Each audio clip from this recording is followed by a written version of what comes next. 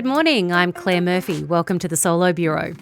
I received a slightly panicked message earlier this week from Deanna Renee. She said that a medicine she takes to help her MS from relapsing was possibly being taken off the pharmaceutical benefits scheme. We're going to hear a little later her story and how this decision might take her health backwards. But first, let's find out what was happening while you were sleeping. It's Wednesday, July 8th.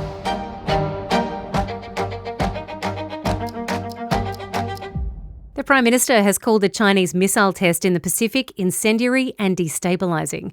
China fired their nuclear-capable long-range missile from a submarine in the Pacific Ocean on Monday.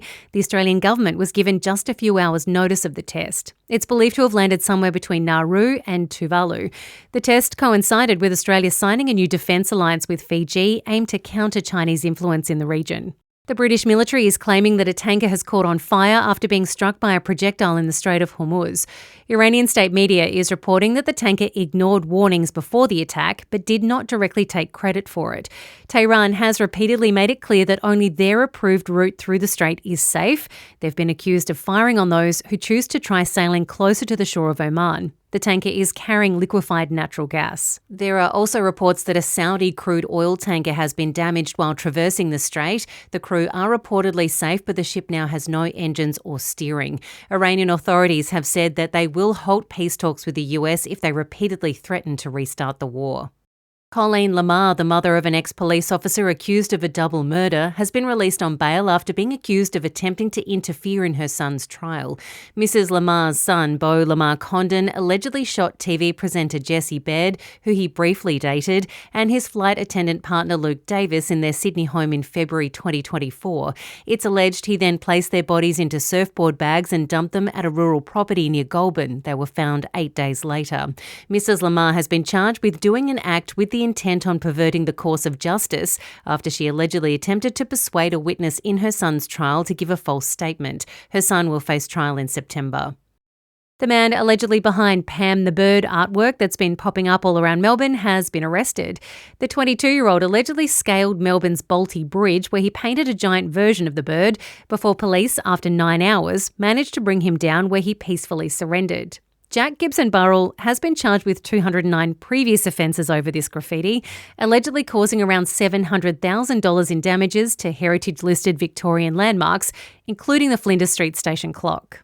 Research by the International Centre for Missing and Exploited Children shows AI is now one of the major drivers in the creation of child exploitation material.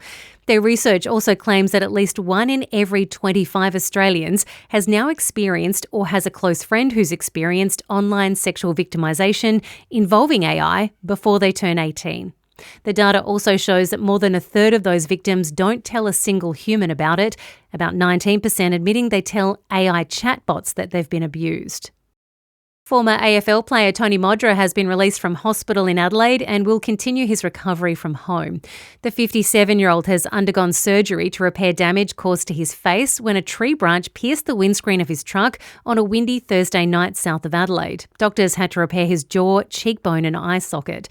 Mod says he's overwhelmed with all the support he and his family have received and says he remains deeply grateful to all of those who helped him on the night he crashed, as well as the medical staff who've cared for him since. He says his progress has been encouraging but has asked for privacy moving forward. The lawsuit, in which a range of high-profile British people, including Elton John and Prince Harry, which claimed that the Daily Mail and the Mail on Sunday ran stories about them based on information that had been illegally obtained, has been dismissed. The judge ruled that the claimants needed to prove that the information published about them had been obtained unlawfully, saying suspicions that this was the case was not enough. The summary explained that while Associated, the parent company of the Mail, could not positively explain how those stories had been sourced, that did not prove that it was done illegally. Prince Harry had previously won cases he brought against the publisher of the Daily Mirror and settled with Rupert Murdoch's papers. All 18 teams across the AFL will wear black armbands this weekend in honour of Nathan Fitzgerald. The 27-year-old had his life support turned off on Monday after he suffered several knocks to the head during a tackle before landing on a covered cricket pitch on the ground he was playing at over the weekend. Players on all teams will wear the band in honour of the high school teacher. Richmond, the team he was a supporter of, will also hold a minute's silence before the game against Melbourne at the MCG on Sunday. Despite getting help from their president, the US couldn't keep their World Cup campaign going, defeated by Belgium on home soil. Follower Balogun, who was suspended from playing, was reinstated after Donald Trump rang FIFA and complained about his red card, the president later admitting he didn't know what a red card was or that you could be suspended from a game you hadn't played yet. But it wasn't enough for the US to prevail, going down 4-1. In yesterday's other game, Spain beat Portugal 1-0.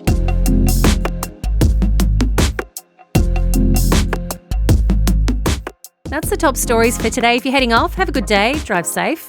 But if you are sticking around, we're going to hear from someone who deals with MS every day, but who's facing the potential loss of a drug that keeps her going.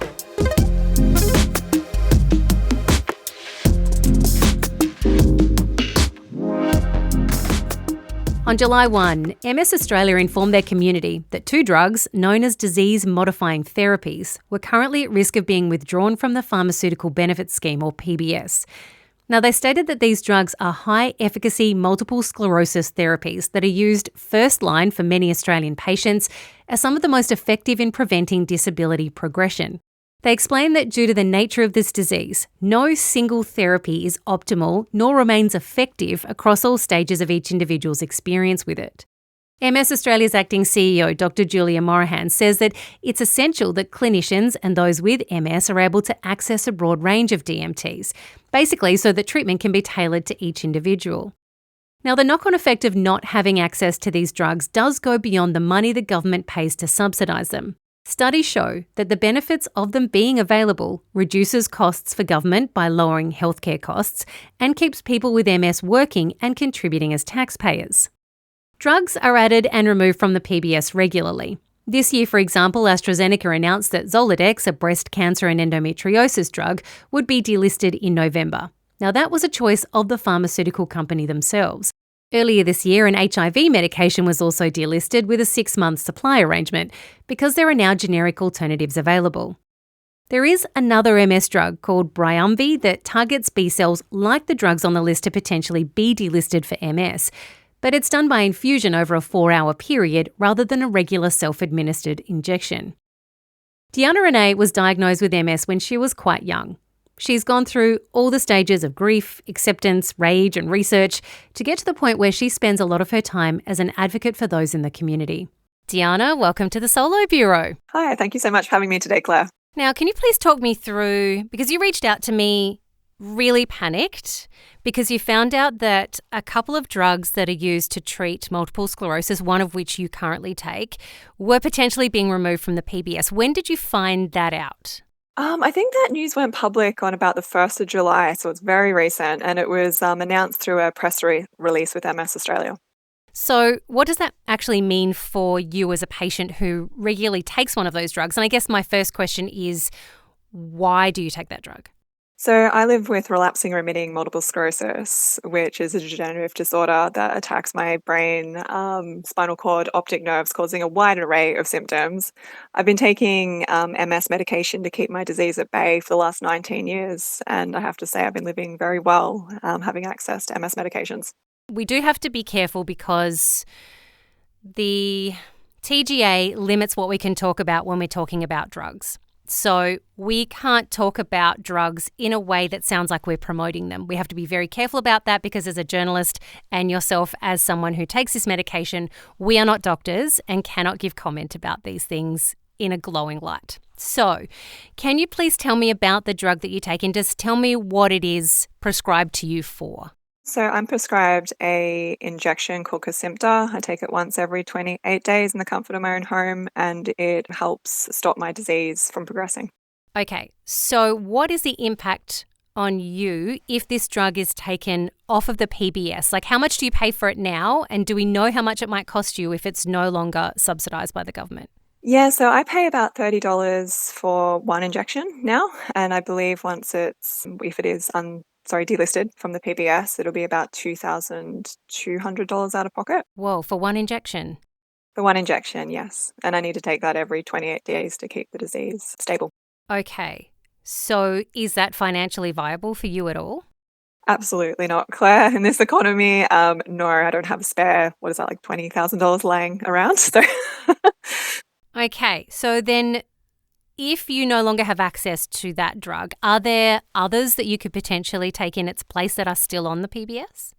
Yeah, I believe so. So I've had MS for 19 years now, and I've been on a lot of different generations of medications over those years. And I've usually had to stop taking those medications due to side effect profiles, my disease progressing, just not being suitable anymore. So there are options, but this drug works the best that I found for myself, my own personal experience, and it's been quite devastating to have that choice taken away from me.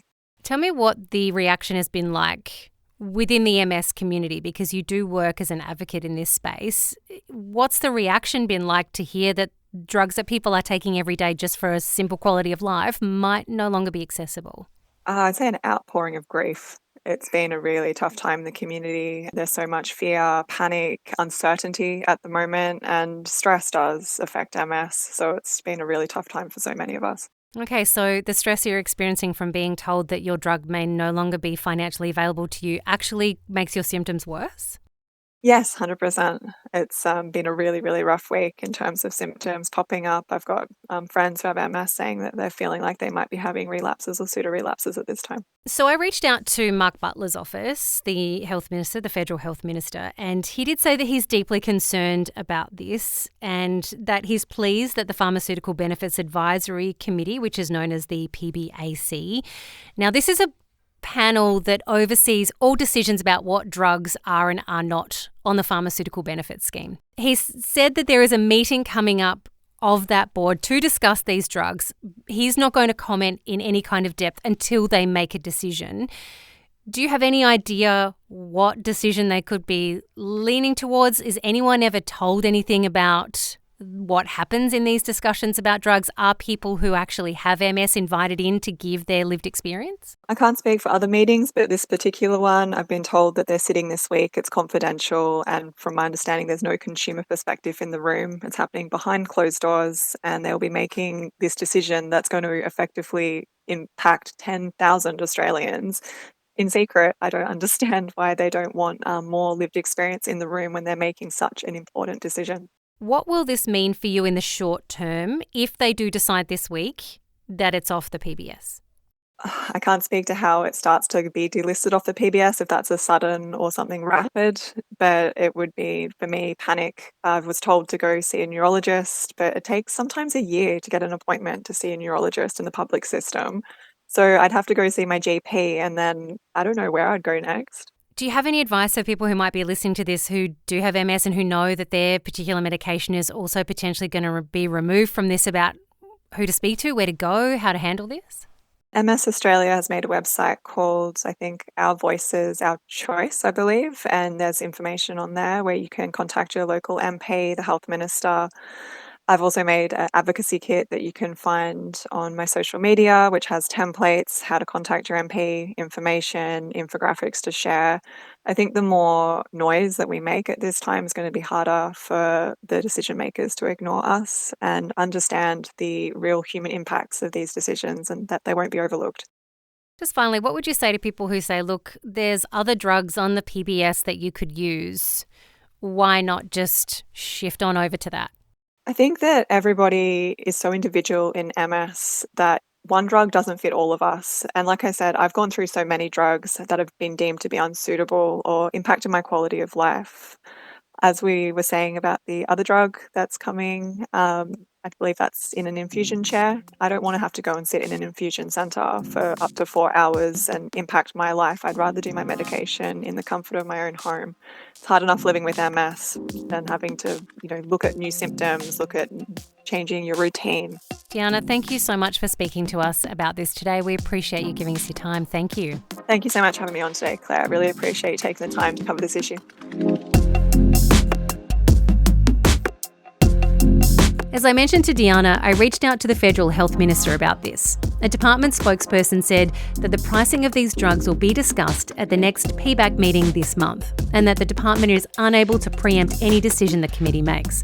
Now, just to be clear, the PBAC is an independent body which advises the government on all drugs listed on the PBS. It's made up of doctors, health professionals, health economists, and consumer representatives. The government relies on their advice before making any decision on a drug being added or removed from the pharmaceutical benefits scheme. We'll keep you updated after that meeting occurs. Thanks for spending some time with us today. Don't forget to sign up to the Solo Bureau's Substack. You'll get a little email in your inbox every day just with a download of the day's headlines. And you can have a chat with me there about stories you'd like me to follow up. So make sure if something's happening in your neighbourhood, you let me know about it. You can also follow the Solo Bureau Instagram and you can DM me there too. Have a good one.